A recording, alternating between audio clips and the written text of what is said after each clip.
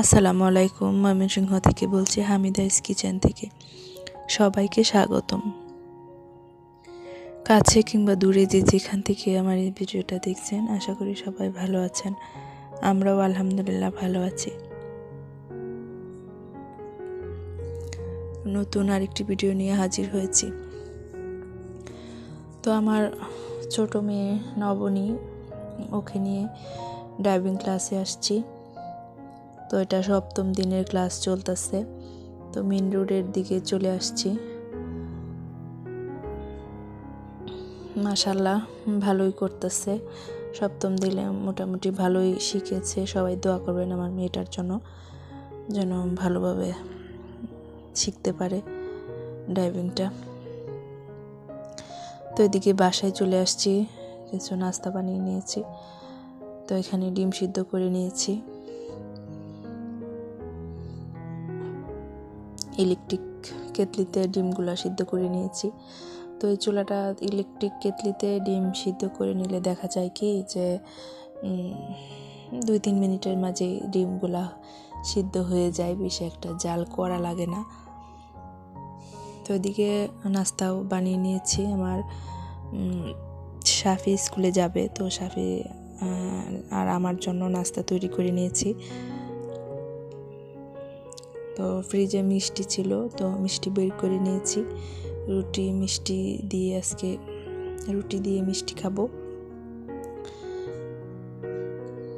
তো বাকিরা সবাই ঘুমিয়ে আছে। তো আমরা দুজনে এখন নাস্তা করব। তো স্কুলের সময় হয়ে গিয়েছে, নাস্তা করে বের হয়ে যাব স্কুলের উদ্দেশ্যে।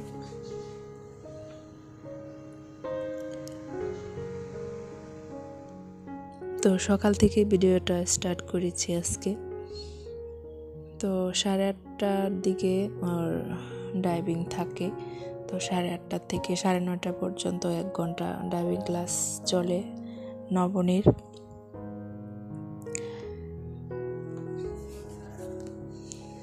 তো এখানে কিছু ধনিয়া পাতা, আমার নবনীকে বলেছি যে আম্মু ধনিয়া পাতাগুলো একটু বেছে দাও। তো সে কি করলো, এভাবে কাটারের সাহায্যে সে পাতাগুলি বের করছে। তো মোটামুটি ভালোই বের করে নিয়েছে।